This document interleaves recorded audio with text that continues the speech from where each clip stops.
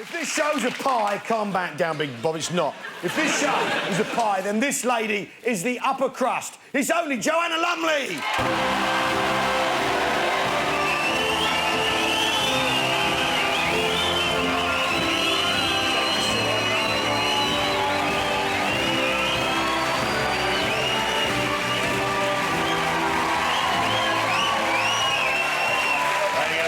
There you go, darling. Joanna Lumley and Mike Gaff, how about this? Fantastic. Oh, what a privilege to have you in here, my lady. It's fantastic. Wow, it's great to be here. I love it. Oh, I love it. They're a fantastic audience, aren't they? Great They're people. fantastic. Yeah. I tell you, it's such a privilege to have you on here, because on this show, we've had endless famous people unplugging things, peddling things with their books and everything, but you are currently using your fame like, for good use, like Spider-Man or something, aren't you? Because you're currently helping out with the Gurkhas and their current plight. Tell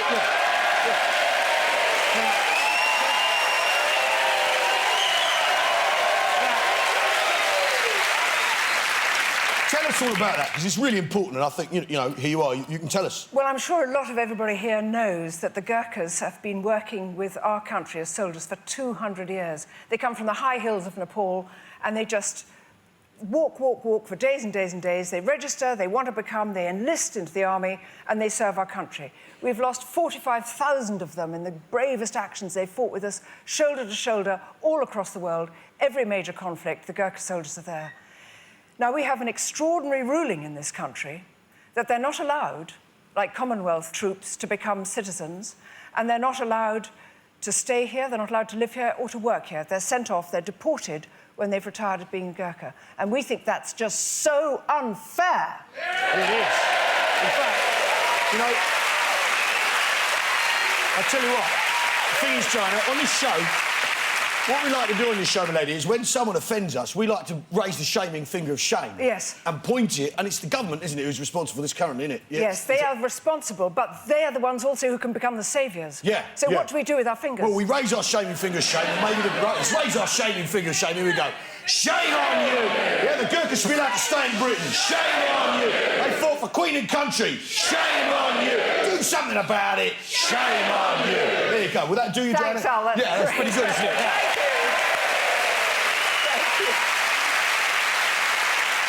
You've got a petition online, haven't you? A petition? We have. You see, the thing is, the government is going to be swayed by what the country thinks, and we know that the whole country, just like all you guys here, is behind the cause of the Gurkhas. They love the Gurkhas, 100%.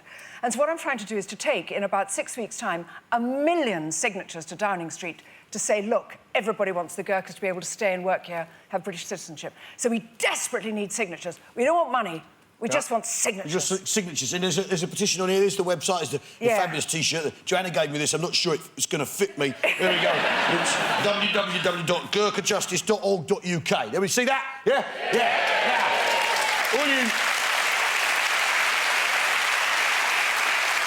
all you knuckleheads who voted for Bob to go to the jungle should be ashamed of yourselves. Hey, this is a proper cause, you idiots. Hey, the point is this.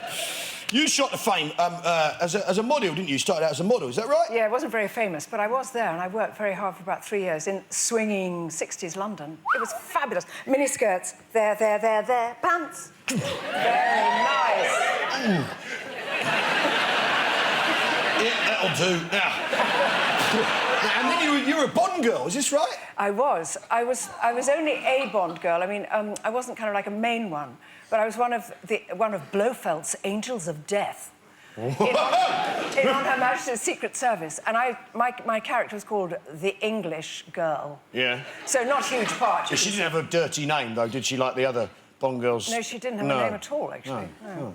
No, it's not brilliant, is it? No, it wasn't really. It's not much of a story, but I still wear my Bond girl pride with badge. My pride with badge. Your pride with badge. Cheers. Thanks so much. You're welcome.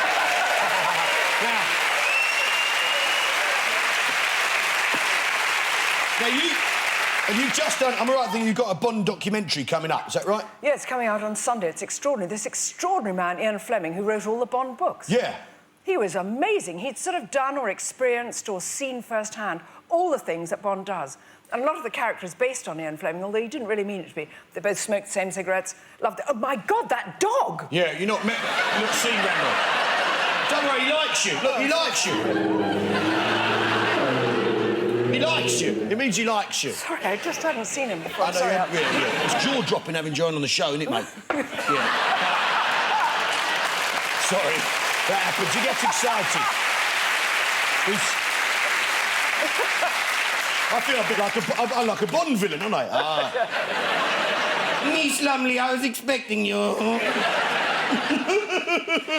Yeah. Down, boy. Now, But Al, I went out to Jamaica, where he wrote every single one of the Bond books, and I slept for about 6 days in Jamaica, in the room where Ian Fleming wrote every single Bond book. Wow. They've turned it into a bedroom, and there's a little corner where he had his desk, and he used to at 9:30 in the morning, he used to shut all the blinds, and he had the desk, so he just looked at the wall, and he sat there, and he wrote there for 3 hours every morning for 2 months a year. Right. And each time he wrote another Bond book. He wrote all 14 Bond books there in that corner. Wow. And I slept there, and at night I'd wake up with my hair on end, and there'd be Scaramanga and Blofeld and Rosa Klebb coming out of the walls. Brilliant. That's fantastic. I do wonder about Ian Fleming, though, because I've read those books, and as far as I can tell, he hasn't seen the films. I mean, Moonraker. Where's Jaws? You're like Stranger to Adventure, because you was in the New Avenger, weren't you? I was. Yeah. You played Purdy in that, I played didn't Purdy in that. They were going to call me Charlie. What? And at the same time, which was about the mid-70s, there was a scent out, a perfume out called Charlie. Do you remember it? Charlie, and that girl used to walk along swinging the bag. And I said, you can't call me Charlie, because they'll think I'm that girl from the scent ad. So they said, well, what kind of a name? And I said, Purdy, the best shotgun in the world. Just a small commercial for you guys. And, Good girl. and they let me. And I also had hair a bit longer than this, instead of brown. And I said, I think my hair must be cut short into a pudding basin. And they said, you can't do that. If your hair goes wrong with this cut short thing, you've got to pay for your own wigs. And I said, I will. Had to sign a thing saying, will pay for wigs. Yeah, I had to sign one of those. Anyway, I did it. Yeah, that's brilliant. I used to love that show. I remember there's one where they were defrosting Hitler. That was the first one. It was thrilling. Yeah, it was the monks in Scotland, in a castle. They'd got the cryogenically frozen body of Hitler, who they were going to revive. And they all dressed as monks with tonsures and terrible cloaks and their hands like this. But they had sort of evil ways of speaking to each other and plotting the overthrow of the world by Hitler. By defrosting Hitler? By defrosting Hitler. And how did you deal with that? The Avengers dealt with it. Right, it was a bit of high kicking. We had a bit of a kicking. Did you kick Hitler in the face? I was caught. Yes, there was something to do with poisoned fishing rods. Right. Which snagged us, and I was a dancer. I was a ballet dancer. Well, I wasn't really, but I was... Yeah. So I whizzed around and kicked those villains and punched those monks. God, it's fantastic, isn't it? And Gareth Hunt, who played Gambit, gave him a bit of a hammering, and Steed would go, ha-ha, and just give him a jab with the umbrella. Brilliant. That's entertainment, isn't it? Hey? That's what we want, isn't it? Now... And then, of course, there's Ab Fab. Should we do some Ab Fab blah, blah? Blah, blah. Blah, blah. Absolutely fabulous. There's a chance for you to redefine yourself. Blah, blah. Blah, blah. Yeah, brilliant. Fantastic. Summed up in a decade. Blah, blah, blah, blah. Yes. Found skull in the gutter, blah, blah. You know, Blah, just blah, nothing, yeah. you know, end of her career revitalised. Blah, blah. Blah, blah. Brilliant. Well, really true. No, not at all true. No, Silly. no. I was performing in the West End in shows and plays. Blah, blah. That's not so bad. No, it's not so bad. Blah, blah. Blah, Blah, blah. Blah, blah. Yeah, blah, we blah. do all that. But you ended up with iconic status because you are a British... It's fair enough. I think it's fair to say Joanna here's a British icon. You're a British stop. icon. No. You are a British icon. Yeah. There's you.